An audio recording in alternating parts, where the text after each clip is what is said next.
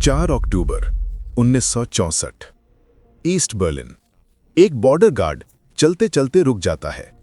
उसके जूतों के ठीक 12 मीटर नीचे ठंडी कीचड़ में 2 आदमी बिना हिले डुले लेटे हैं।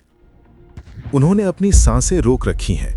एक खांसी या धातु की एक खरोंच और वो मारे जाएंगे। उनके ठीक ऊपर मशीन गन्स हैं, खूंखार कुत्ते हैं और ऐसी माइंस बिछी हैं जो किसी के भी परखच्चे उड़ा सकती हैं। लेकिन उस गार्ड को एक बात नहीं पता। नीचे लेटे वो लोग कोई कमांडो नहीं है, वो जासूस भी नहीं है। वो सिर्फ स्टूडेंट्स हैं जिनके पास एक फावड़ा है और एक उधार ली हुई पिस्तौल। पिछले 6 महीनों से वो बर्लिन की 90 टन मिट्टी को अपने हाथों से खोद रहे हैं ताकि वो दुनिया के सबसे खतरनाक बॉर्डर के नीचे 145 मीटर लंबी एक सुरंग बना सकें। मकसद 57 लोगों को आज़ादी दिलाना, जिसमें एक लड़के की गर्लफ्रेंड भी शामिल है जिसे स्टासी यानी सीक्रेट पुलिस ने सिर्फ चारे के तौर पर जेल से छोड़ा है। लेकिन उनकी टीम में कोई एक ऐसा है जो ईस्ट जर्मनी की पुलिस को सारी खबरें दे रहा है। स्टासी को ठीक ठीक पता है कि सुरंग कहां खत्म हो रही है और आज रात इस भाग दौड़ में कोई ना कोई क्रॉस फायर में मरने वाला है। आखिर वो गद्दार कौन था और 2 स्टूडेंट्स ने पूरी पुलिस को चकमा कैसे दिया? 13 अगस्त 1961 अंधेरे में ईस्ट जर्मनी के सिपाही बर्लिन के बीचों बीच कंटीले तार बिछा रहे हैं। 25 लाख लोग सो रहे हैं। सुबह जब वो जागते हैं तो पाते हैं कि वो कैदी बन चुके हैं। बर्नाउअर स्ट्रीट पर रहने वाले परिवारों के लिए तो ये और भी भयानक था। उनके घर के अंदर से ही एक लकीर खींच दी गई। नीचे का फ्लोर ईस्ट में और बाहर का फुटपाथ वेस्ट में। एक माँ अपने बच्चे को 3री मंजिल की खिड़की से नीचे फेंकती है जहां वेस्ट बर्लिन के फायर फाइटर्स जाल लेकर खड़े हैं। 72 घंटों के अंदर सिपाहियों ने पश्चिम की ओर खुलने वाली हर खिड़की को ईंटों से बंद कर दिया। कुछ लोग दीवार का मसाला सूखने से पहले ही कूद गए, कुछ को कूदते वक्त पकड़ लिया गया और वापस खींच लिया गया, पूछताछ और सजा के लिए। बॉर्डर और भी सख्त होता गया। कांटों की जगह कंक्रीट की दीवारों ने ले ली। हर 250 मीटर पर गार्ड टावर बनाए गए। हर टावर पर 2 सिपाही, जिन्हें देखते ही गोली मारने का आदेश था।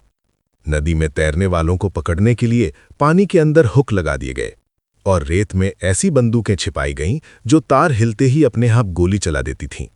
पहले ही साल में कम से कम 12 लोग पार करने की कोशिश में मारे गए। अगस्त 1962 में 18 साल का पीटर फैक्टर दीवार लांघते वक्त गोली का शिकार हुआ। वो 1 घंटे तक डेथ स्ट्रिप में पड़ा तड़पता रहा और खून बहता रहा। ईस्ट जर्मनी के गार्ड उसे मरता हुआ देखते रहे और दूसरी तरफ पश्चिमी भीड़ बेबस होकर चिल्लाती रही। उसकी तस्वीर पूरी दुनिया के अखबारों में छपी। जो लोग ईस्ट में फंसे थे उनके बीच एक बात वायरस की तरह फैल गई, ये दीवार अब हमेशा के लिए है। योकीम 21 साल का एक इंजीनियरिंग स्टूडेंट है। जब दीवार खड़ी हुई तो उसने अपना भविष्य टूटते हुए देखा। वो करियर जो कम्युनिस्ट राज में कभी आगे नहीं बढ़ पाएगा, घूमने की आज़ादी और वो लड़की जिससे वो शादी करना चाहता था, क्रिस्टा। दिसंबर 1961 तक योकीम और इंतजार नहीं कर सकता था। उसने एक स्विस स्टूडेंट का पासपोर्ट उधार लिया, 3 दिन तक शीशे के सामने बोलने की प्रैक्टिस की और कांपते दिल के साथ चेक पॉइंट चार्ली पर पहुंच गया। गार्ड ने पन्ने पलटे, उसका चेहरा देखा, फोटो से मिलाया, थोड़ा हिचकिचाया और फिर उसे जाने दिया। योकीम वेस्ट बर्लिन में आ गया। उसके पास सिर्फ बदन पर कपड़े थे और कोट की जेब में एक टेडी बेयर जो क्रिस्टा ने उसे दिया था। उसने क्रिस्टा को कभी नहीं बताया कि वो जा रहा है। उसे लगा कि वो उसका इंतजार नहीं करेगी। 300 किलोमीटर दूर ह्यूबर्ट एक अलग दीवार का सामना कर रहा था। कम्युनिस्ट सरकार ने उसके परिवार को दुश्मन घोषित कर दिया था क्योंकि उसके दादाजी की कभी कपड़ों की दुकान हुआ करती थी। फैसला यह हुआ कि ह्यूबर्ट यूनिवर्सिटी नहीं जा सकता, उसे पूरी जिंदगी फैक्ट्री में काम करना होगा। 21 नवंबर 1963 ह्यूबर्ट ने रेनकोट और साइकिल के ट्यूब से बनाया हुआ एक डाइविंग सूट पहना। रात के 11:14 पर वो बर्फीली झील में उतर गया। पानी का तापमान 1 डिग्री था। 90 मिनट तक वो अंधेरे में तैरता रहा। उसके शरीर ने काम करना बंद कर दिया था, होंठ नीले पड़ चुके थे। जब वो पश्चिमी किनारे पर रेंगता हुआ पहुंचा तो पुलिस ने उसे कंबलों में लपेटा और अस्पताल ले गई। वो तो बच गया, लेकिन उसकी मां पीछे छूट गई। 1964 की शुरुआत में योकिम और ह्यूबर्ट वेस्ट बर्लिन में मिले। दोनों अब इंजीनियरिंग पढ़ रहे थे। दोनों ने अपनों को पीछे छोड़ा था। एक छोटे से हॉस्टल के कमरे में बियर पीते हुए उन्हें एक बात समझ आ गई, कोई उनके परिवारों को बचाने नहीं आने वाला। दीवार हर महीने और जानलेवा होती जा रही थी। अगर उन्हें अपने अपनों को आजाद कराना है तो उन्हें खुद ही कुछ करना होगा। योकिम ने मेज पर एक नक्शा फैलाया। उसकी उंगली डेथ स्ट्रिप पर घूमते हुए बर्नावर स्ट्रीट पर रुकी। यहां दीवार पुरानी इमारतों के बीच से गुजरती है और तहखाने बॉर्डर के बहुत करीब है। ये इमारतें खाली हैं, कोई उन पर नजर नहीं रख रहा। योकिम ने ह्यूबर्ट की तरफ देखा। वो ऊपर से नहीं जा सकते तो उन्हें नीचे से जाना होगा। लेकिन उन्हें यह नहीं पता था कि वो अगले 6 महीने जमीन के नीचे बिताने वाले हैं और उनकी टीम का एक आदमी हर खबर सीधे स्टासी को दे रहा है। वो गद्दार कौन था और योकिम की गर्लफ्रेंड खुदाई शुरू होने के कुछ हफ्तों बाद ही जेल में क्यों पहुंच गई? अप्रैल 1964। योकिम और ह्यूबर्ट ने बर्नावर स्ट्रीट पर एक बंद पड़ी बेकरी का ताला तोड़ा। अंदर टूटी खिड़कियां, सड़े हुए फर्श और चूहों की गंदगी थी। ये जगह सालों से बंद थी, एकदम सही जगह। तहखाने में उन्होंने पुरानी कालीन हटाई और नीचे की जमीन पर निशान लगाया। उन्होंने अपने फावड़े उठाए और काम शुरू कर दिया। प्लान सुनने में आसान था, लेकिन करना बहुत मुश्किल। 12 मीटर गहरा सीधा गड्ढा खोदो ताकि वो जमीन के पानी और स्टासी के सुनने वाले उपकरणों से नीचे चले जाएं। फिर 145 मीटर लंबी सुरंग खोदो जो दीवार, सिग्नल फेंस और डेथ स्ट्रिप के नीचे से गुजरे और सीधे ईस्ट बर्लिन के एक आंगन में निकलो। अपने परिवारों को निकालो और गायब हो जाओ। वो 12-12 घंटे की शिफ्ट में काम करते थे, सड़े हुए गद्दों पर सोते और कभी कभार ब्रेड खा लेते। उनकी रफ्तार थी हर फावड़े पर 10 सेंटीमीटर। पहले ही दिन हाथों में छाले पड़ गए, दूसरे दिन छाले फट गए। 10वें दिन तक शरीर में ऐसा दर्द बैठ गया जो कभी गया ही नहीं। लेकिन मिट्टी का हर टुकड़ा उन्हें क्रिस्टा और ह्यूबर्ट की मां के करीब ले जा रहा था। फिर आई मिट्टी की समस्या। वो सिर्फ सुरंग नहीं खोद रहे थे, वो 90 टन मिट्टी बाहर निकाल रहे थे। इतनी मिट्टी के 3 ट्रेन के डिब्बे भर जाएं और वो इसे बाहर नहीं फेंक सकते थे, वरना पकड़े जाते। उन्होंने मिट्टी को आटे की बोरियों में भरना शुरू किया और तहखाने में दीवारों के साथ जमा दिया। जब तहखाना छत तक भर गया तो वो रात के 3 बजे चोरी छिपे बाहर निकलते और मिट्टी को खाली जगहों या बगीचों में फैला देते जहां कोई ताज़ी मिट्टी पर ध्यान न दे। 3 हफ्तों में दोनों आदमी ग्रे रंग की मिट्टी में पूरी तरह सन चुके थे। उनके कपड़े पसीने और मिट्टी से अकड़ गए थे। उन्होंने नहाना छोड़ दिया था। सुरंग में 6 मीटर नीचे मोमबत्ती की लौ फड़फड़ाने लगी। ऑक्सीजन कम हो रही थी। ह्यूबर्ट की आंखों के सामने अंधेरा छा गया। वो ऊपर आया और उल्टियां करने लगा। उन्होंने एक जुगाड़ लगाया, एक पुराना साइकिल पंप और 30 मीटर लंबा पाइप। एक आदमी ऊपर से पागलों की तरह पंप चलाता ताकि नीचे वाले को थोड़ी हवा मिल सके। तीसरे दिन ह्यूबर्ट का फावड़ा किसी चीज से टकराया। एक तेज आवाज आई और फिर पानी का शोर। उसने गलती से 100 साल पुराने सीवर पाइप को तोड़ दिया था। देखते ही देखते बर्फीला पानी सुरंग में भरने लगा। मिट्टी की दीवारें पिघलने लगीं। ह्यूबर्ट पीछे भागा। सुरंग उसके पीछे ढहती जा रही थी। ऊपर योकिम ने रस्सी ढीली होते हुए महसूस की। उसने आवाज लगाई, लेकिन कोई जवाब नहीं आया। सिर्फ पानी भरने की आवाज थी। 20 मीटर की खुदाई बर्बाद हो गई। 3 हफ्ते की मेहनत पानी में मिल गई। पहली बार उन्होंने हार मानने का सोचा। तभी योकिम को मलबे में कुछ दिखा। एक छोटा सा टेडी बेयर जो कीचड़ में सना था। वही टेडी बेयर जो क्रिस्टा ने उसे दिया था। उसने उसकी आंखों से धूल साफ की। उन्होंने सुरंग का पानी निकाला, दीवारें पक्की की और रास्ता बदलकर फिर से खुदाई शुरू कर दी। इस चक्कर में 8 दिन खराब हुए, लेकिन वो रुके नहीं। अगर आप जानना चाहते हैं कि क्या वो कामयाब हुए या स्टासी ने उन्हें पकड़ लिया, तो वीडियो को अंत तक देखें। दूसरे महीने तक योकिम के बाल सफ़ेद होने लगे थे, जबकि वो सिर्फ 23 साल का था। उनकी टीम अब बड़ी हो गई थी, 35 लोग, सभी स्टूडेंट्स। उनमें से एक, राइनहार्ट, बाद में एस्ट्रोनॉट बना, लेकिन अभी वो कीचड़ में लेटकर पैरों से मिट्टी धकेल रहा था। लेकिन डर ये था कि उन 35 लोगों में से कौन बातें लीक कर रहा है। गर्मी 1964। सुरंग 70 मीटर पार कर चुकी थी, लेकिन पैसे खत्म हो रहे थे, औजार टूट रहे थे, बैटरियां खत्म हो रही थी।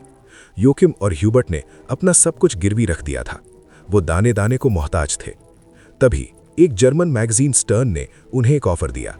मैगजीन ने कहा, हम पैसे देंगे, बदले में हमें एक्सक्लूसिव फोटोज चाहिए। वेस्ट जर्मन सरकार ने भी चुपके से मदद भेजी। अचानक उनके पास बेहतर औजार और एक छोटी गाड़ी आ गई, लेकिन इसके साथ एक मुसीबत भी आई। अब ज्यादा लोग ये राज जानते थे और स्टासी के जासूस हर जगह थे। स्टासी को पता चल गया था कि बर्नावर स्ट्रीट पर कुछ हो रहा है, बस जगह नहीं पता थी। पुलिस ने जमीन के अंदर की आवाज सुनने वाले खास माइक्रोफोन बॉर्डर पर लगा दिए थे। अगर फावड़ा जमीन को छूता तो 50 मीटर दूर बैठे सिपाही को पता चल जाता। खुदाई करने वालों को ये नहीं पता था, उन्हें बस इतना पता था कि खामोश रहना है। हर शिफ्ट से पहले वो कान लगाकर सुनते। अगर कोई आवाज नहीं होती तभी वो खुदाई करते। एक रात उन्होंने कुछ ऐसा सुना जिससे उनका दिल बैठ गया। ठक ठक खुरुच। सामने से कोई और खुदाई करते हुए उनकी तरफ आ रहा था। स्टासी अक्सर ऐसा करती थी, उल्टी सुरंग खोदकर भागने वालों को बीच में ही पकड़ लेना। वो लोग अंधेरे में बुत बनकर बैठ गए। 5 मिनट, 10 मिनट, 15 मिनट, आवाज आनी बंद हो गई। क्या वो सीवर कर्मचारी थे या पुलिस या उनकी अपनी टीम का कोई गद्दार जिसने पुलिस को सही जगह बता दी थी? उस रात के बाद भरोसा खत्म हो गया। दोस्त एक दूसरे पर शक करने लगे। योकीम ने देखा कि एक नया लड़का सुरंग के आखिरी छोर के बारे में बहुत सवाल पूछ रहा है। तभी एक खबर आई जिसने सबको डरा दिया। एक साथी ने कैफे में सुना कि कोई खुदाई की जानकारी पुलिस को दे रहा है। उन्हें यह नहीं पता था कि वो कौन है, लेकिन बर्नावर स्ट्रीट का नाम लिया गया था। टीम ने मोमबत्ती की रोशनी में मीटिंग की। 2 रास्ते थे, या तो सब छोड़कर भाग जाओ या फिर ये जानते हुए आगे बढ़ो कि उनके बीच एक गद्दार बैठा है। उन्होंने आगे बढ़ने का फैसला किया। योकीम अब अपने तकिए के नीचे पिस्तौल रखकर सोने लगा। 14 सितंबर 1964। योकीम ने अपने कंपास को चेक किया। हिसाब के मुताबिक वो अब दीवार के नीचे से निकल चुके थे। वो ठीक डेथ स्ट्रिप के नीचे थे। उनके सिर के 10 मीटर ऊपर हथियारबंद सिपाही गश्त लगा रहे थे। अब हर खुदाई करने वाले ने अपनी पिस्तौल लोड कर ली थी। 12 मीटर जमीन के नीचे योकीम की पेंसिल ने उनकी जगह पक्की की। वो अब उन कुत्तों और माइंस के नीचे थे जो किसी को भी मार सकते थे। ऊपर किसी के चलने से उनके चेहरों पर रेत गिरती थी। उन्होंने सिर्फ तब खुदाई करना शुरू किया जब ऊपर कोई शोर होता, जैसे कोई ट्रेन या ट्रक गुजरे। 3 अक्टूबर 1964, ब्रेक थ्रू डे, मंजिल मिलने का दिन। भोर होने से ठीक पहले योकीम ने सुरंग की छत पर एक लोहे की रॉड फंसाई। मिट्टी की उस पतली परत के ऊपर ईस्ट बर्लिन था, वो देश जहां से वो 3 साल पहले भागा था। उसने जोर लगाया। कड़क, लकड़ी का एक टुकड़ा नीचे गिरा। ह्यूबर्ट ने हाथ ऊपर डाला। खाली हवा। वो ठीक उसी जगह निकले थे जहां योकीम ने निशाना लगाया था, एक पुराने टॉयलेट का शेड। योकीम ने खुद को ऊपर खींचा। हाथ में पिस्तौल थी।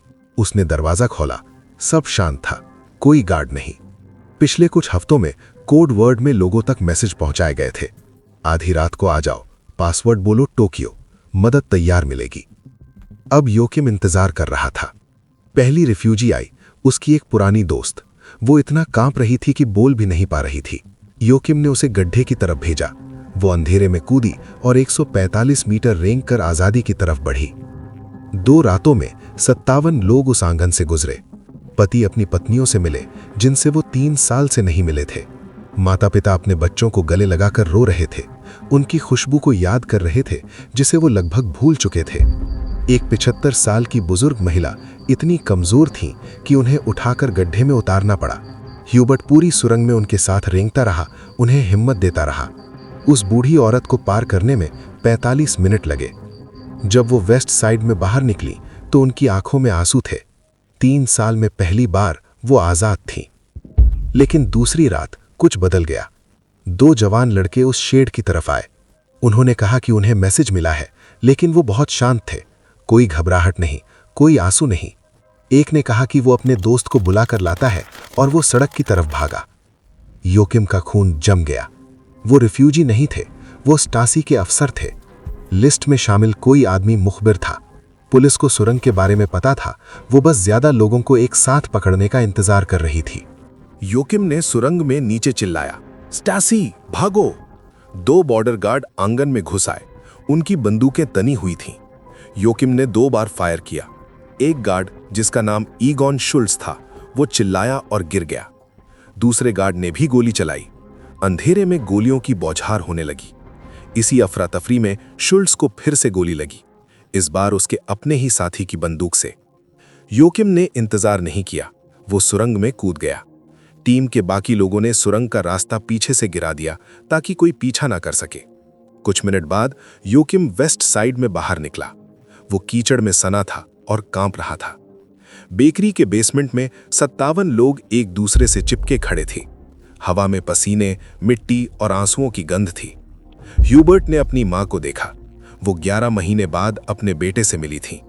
अब वो कभी वापस नहीं जाएंगी। योकिम ने नजरें दौड़ाईं। तभी उसे वो दिखी, क्रिस्टा। वो कोने में खड़ी कांप रही थी, सिर से पैर तक मिट्टी में सनी हुई, जिंदा। उसे सिर्फ 48 घंटे पहले ही जेल से छोड़ा गया था। 18 महीनों तक पुलिस ने उसे टॉर्चर किया था ताकि वो योकिम के बारे में बता दे। लेकिन जब उसे कोडेड मैसेज मिला टोक्यो, वो खतरे के बावजूद आ गई। दोनों ने एक दूसरे को देखा और फिर दौड़कर एक दूसरे के गले लग गए। उसने योकिम को इतनी जोर से पकड़ा कि वो सांस भी नहीं ले पा रहा था। योकिम ने धीरे से कहा, मैं तुम्हारे लिए आया हूं। लेकिन उस रात उस बॉर्डर गार्ड को असल में किसने मारा था? अगली सुबह ईस्ट जर्मनी की पुलिस ने सुरंग ढूंढ ली, लेकिन बहुत देर हो चुकी थी। 57 लोग गायब हो चुके थे। सरकार ने झूठा प्रचार शुरू कर दिया। रेडियो पर कहा गया कि पश्चिमी आतंकवादियों ने गार्ड ईगॉन शुल्स की हत्या की है, लेकिन ये झूठ था। 25 साल बाद जब दीवार गिरी और फाइलें खुलीं, तब सच सामने आया। शुल्स को गलती से उसके ही साथी की गोली लगी थी। उस वक्त सुरंग बनाने वालों को ये नहीं पता था। उन्हें लगा कि उनकी वजह से किसी की जान गई है। उन्होंने अपना जवाब गुब्बारों के जरिए भेजा।